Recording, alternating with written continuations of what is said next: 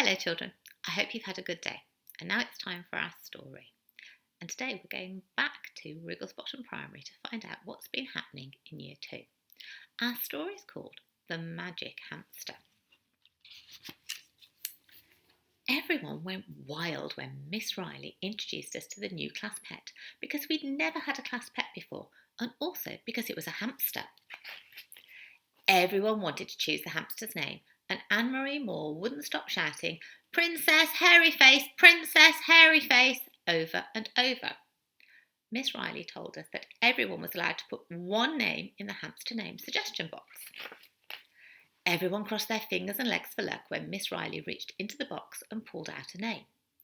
But when she read the name, she looked a bit cross, and then she said, "Anne-Marie, how many suggestions did you put into the suggestion box?" But Anne-Marie wouldn't answer, and we knew it was because she probably put loads in. Can you guess what name Miss Riley pulled out? So Miss Riley pulled out another name, and it was Ravioli. Miss Riley sighed, and everyone cheered because we loved the name. We learned all about hamsters and how to take care of them responsibly. Miss Riley took Ravioli out of his cage and showed us how to pick him up and hold him without squeezing his little hamster bones. Miss Riley said that every day a different person would be in charge of looking after Ravioli, and that's when everyone started screaming, "Me, miss, please pick me, me!" But Miss Riley picked Megan McNally, and when Sunita Ram asked why, Miss Riley said that it was because Megan hadn't shouted like everyone else had, and that part of taking care of Ravioli meant not frightening him. All day, every time Ravioli squeaked, Megan jumped up right away and gave him a sunflower seed. She even did it when she was in the middle of an argument with Sunita Ram about who broke the non-shatter ruler. Then, after lunch, Megan started being weirdly nice to everyone. She let David Barry and Bobby Henderson use her colouring pens, even though she usually doesn't let anyone touch them, not even Miss Riley. The next day, Theo Burke was in charge of Ravioli, and he kept jumping up and giving Ravioli a sunflower seed every time he squeaked, just like Megan had. And then he started being weirdly nice to everyone too. He even washed Sunita's paint pots, even though she didn't ask him to. That's when I noticed that Ravioli was giving people the eye. He would run up to the side of his cage when someone came near and then freeze on the spot and stare at them with wide eyes for ages. Susie Keys must have noticed it too, because she threw a scrunched up piece of paper onto our desk which said, "Don't look into Ravioli's eyes." Susie Keys explained that Ravioli obviously wasn't a normal hamster and that he was a magic hamster who could do hypnotism. That meant that Ravioli was controlling the minds of everyone who looked after him, and he was forcing them to do his bidding, which meant he was making them do whatever he wanted, like bringing him sunflower seeds every time he squeaked. Just as Susie said that, Ravioli squeaked, and Theo Burke jumped up and gave him a sunflower seed.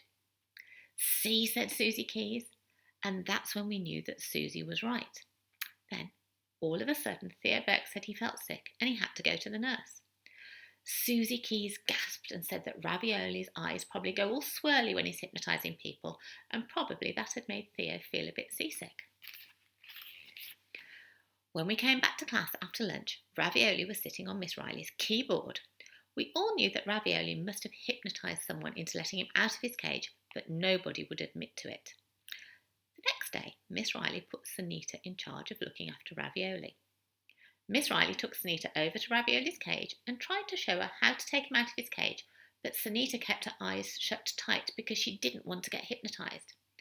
That's when Susie Keys said there might be a chance that Ravioli ate people and not just sunflower seeds, because he was staring at Sunita so much he looked like he wanted to eat her.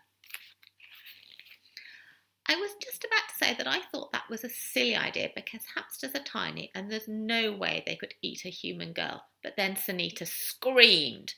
We all rushed over and saw that Sunita's finger was bleeding. "Ravioli bit me," she squealed, and then she started crying.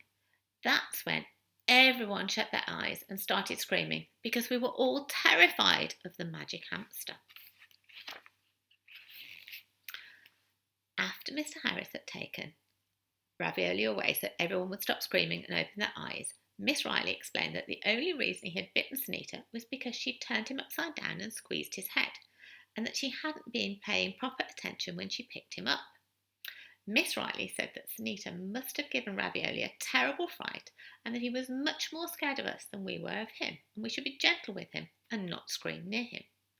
Miss Ravioli also said that Ravioli definitely wasn't a human eating hamster and that he was actually vegetarian, and that made us all feel a lot better.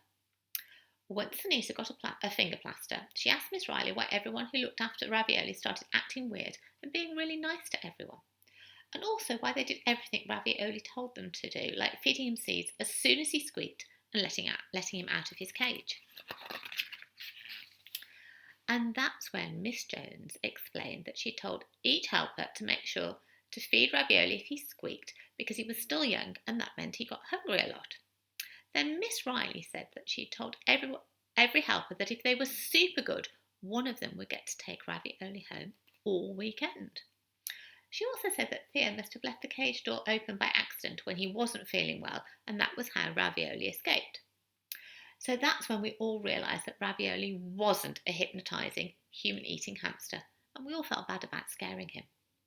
Sunita put up her hand and asked Miss Riley if she could please be the one to take him home for the weekend, and that she would never ever squeeze his head or turn him upside down again, even if he bit her 500 times.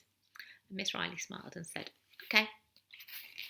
Everyone told Sunita how lucky she was, and Sunita said that she completely loved Ravioli now and that he was her favourite everything. We all sat quietly with our fingers on our lips while Miss Riley brought Ravioli back into the classroom, and then we all took turns at petting him gently and saying sorry for scaring him. We all giggled as we watched Ravioli fuss around while he made himself a big fluffy bed out of the cotton wool that we put in his cage.